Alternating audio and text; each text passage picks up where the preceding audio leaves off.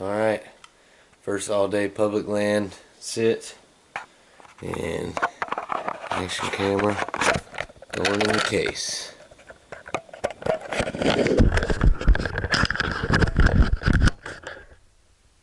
Okay, so I basically just wanted to go over kind of what I'm doing today real quick and what I got. So I am going to public land today. This is a wildlife management area in South Carolina. They require that your gun be unloaded in a case and in the back of the vehicle at all times. So that's why I've got my gun case here. I've got my rifle in there. I'm going to use a tree climber today, and that is allowed to be used as long as it's taken down at the end of the hunt. So I've got that to get up in a tree. I brought the frame from my hiking pack that I go hunting with sometimes. You can see, and I'm about to strap that onto here. That way I'll walk into my spot. I don't have to be carrying that thing by hand, so to speak. I'm here at the farm now, and I was supposed to have a camera arm down here that attaches to a tree, and I can't find it. So zip ties are the alternative. What I'll do is basically take this camera, which I'm getting my audio from right now.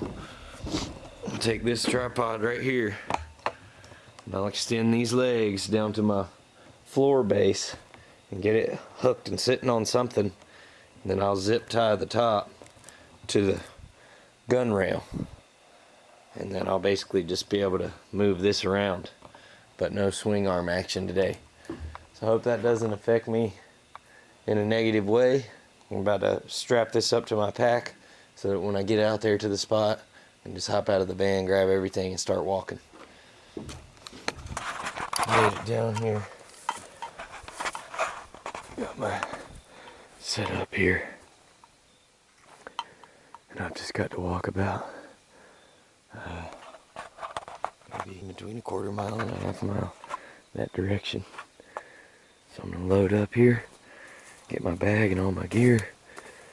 I'm going to see if there's a way I can get these horns in there. Don't know that I'll be able to carry them up with me, but I might take them back there just to see. So, let's go. That wasn't easy. Found the tree. Up here. Let's get set up.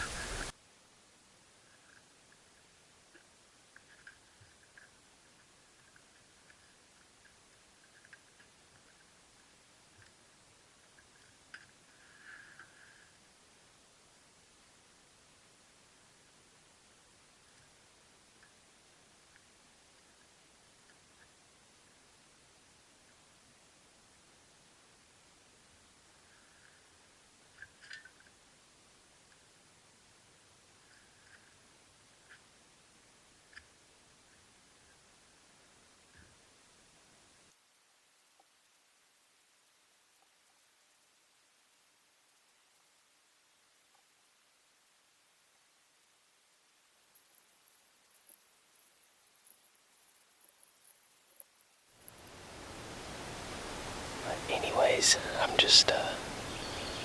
haven't blown any deer yet, but I had to wait till it got light to make sure this stand was right. Just wasn't smart. I've never used it, and then come to find out I've got to have it all the way tightened up for this size of a tree. I want to get up in it nice and slow, but I didn't come out here to sit on the ground, so.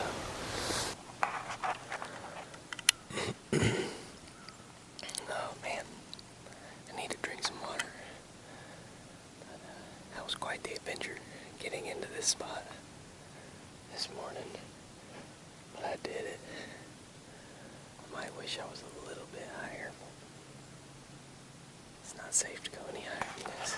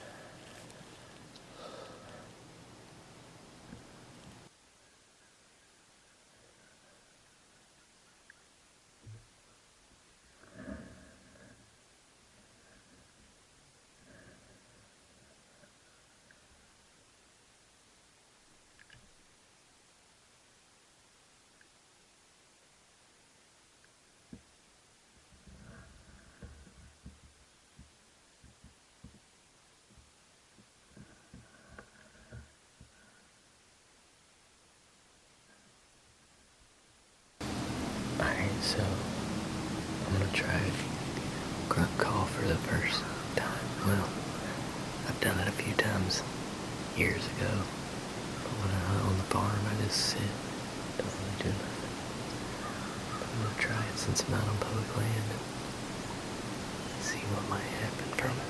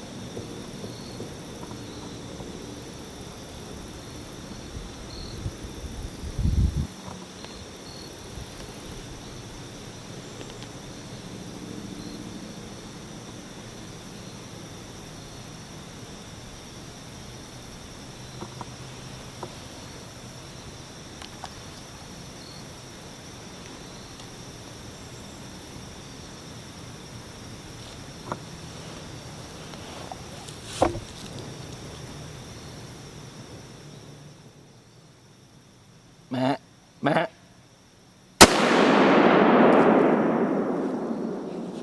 Oh yeah. Oh yeah. Oh yeah. Oh. I got one. My first public land deer. It worked. I knew there was bugs in here. It wasn't my goal to shoot a massive deer, but he's straight. He's probably just a 2-year-old.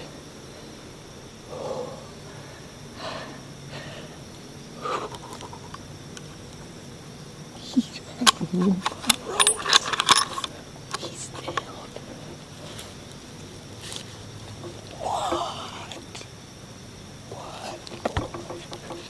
What?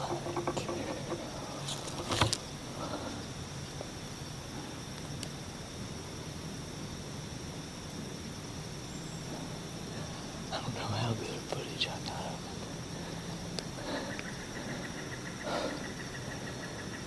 it. Because he was just chilling right here for the longest time. Walked through there, I probably had an opportunity to shoot him right there. Maybe right there.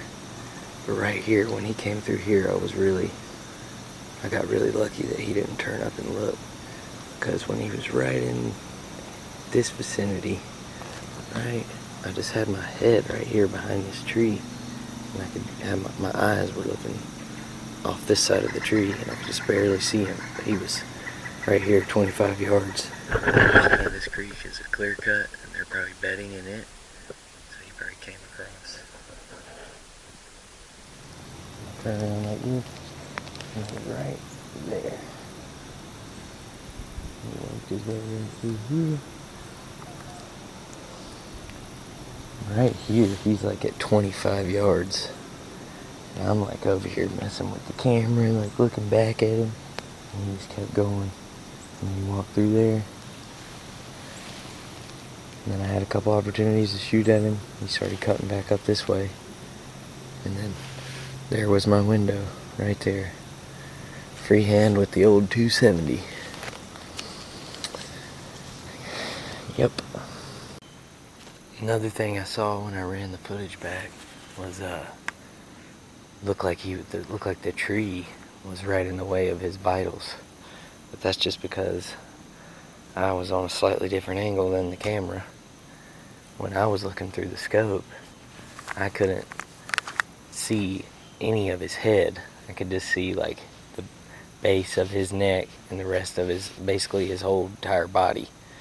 I think maybe his legs were maybe right behind the tree, but I could clearly see his vitals, and I'm pretty sure I shot him right in the heart or double lunged him. Matt.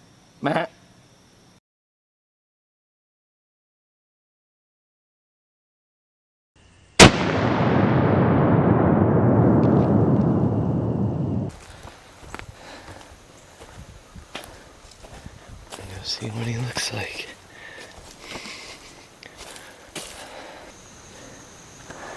Alright. Let's go check him out.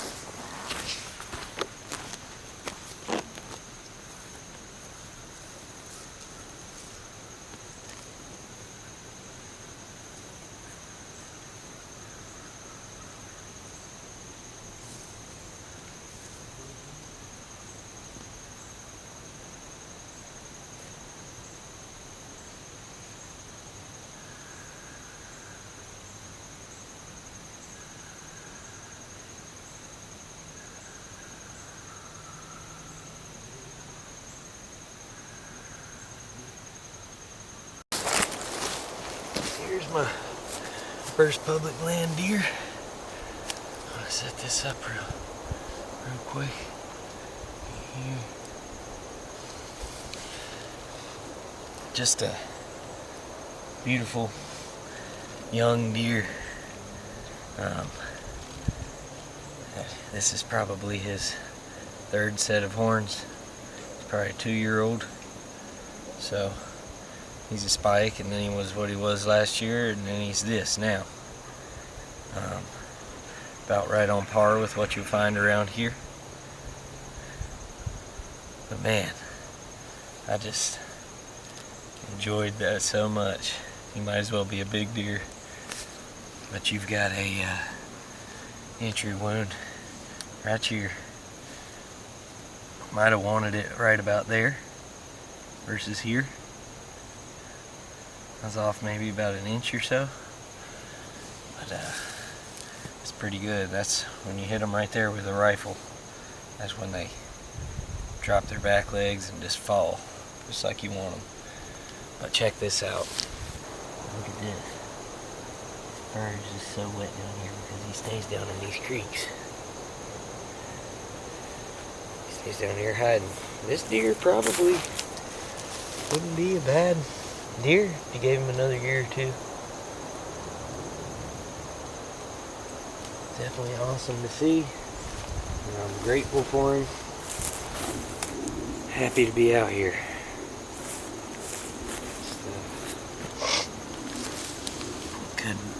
Couldn't be more stoked, to be honest with you. Not only is this my first public land deer, but that's the best deer hunt I've ever got on film with a kill involved. And that's just how it goes sometimes, I guess. But I apologize to anybody who gets offended by it, but God knows there's people out here that would shoot this deer. So I'm just thankful I have some footage that I can make a film out of now. But he has 0 brow tines.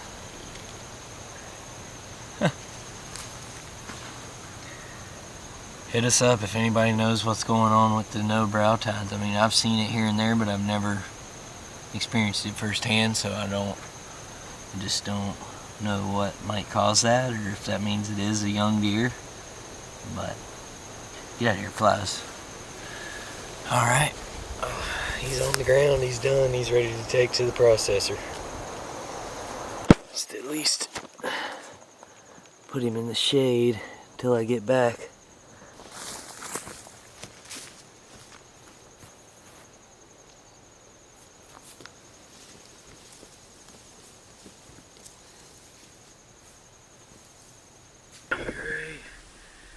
Right there, about 20 yards away from this. Pretty fresh droppings from.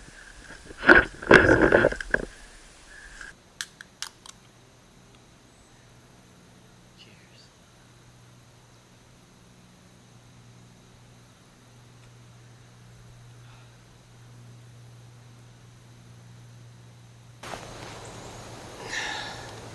Having this pack was definitely a blessing, especially because I got a little turned around. You can't tell from the video, but this way it's open. You kind of got to go around and back that way to the truck. I always took a more direct route this morning. I forgot about this thick section right here, and I just came right through it. I literally walked right over the spot where I shot the deer this morning. But yeah, if it wouldn't have been for this pack, and this is my backpack I'll use later this year. It actually has the second part that holds stuff, but this is the frame of it. And boy, did it make it easy to get that climber in here.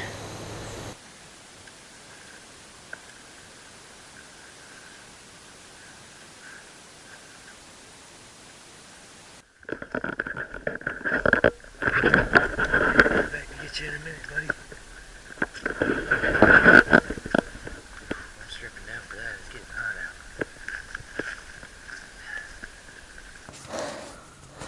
Alright. I forgot. Moved him a couple feet, but I could move him back, but I think it's all okay. Just more focused on keeping the deer out of the sunshine than whether or not a piece of paper's on his horns before I touch him or move him. But here are those pieces of paper. I'm about to fit it onto him. That took a while, but I got her on there. Didn't have a knife, so I had to find a rock to notch the tag out. But he's tagged. Time to keep carrying. It's a long ways.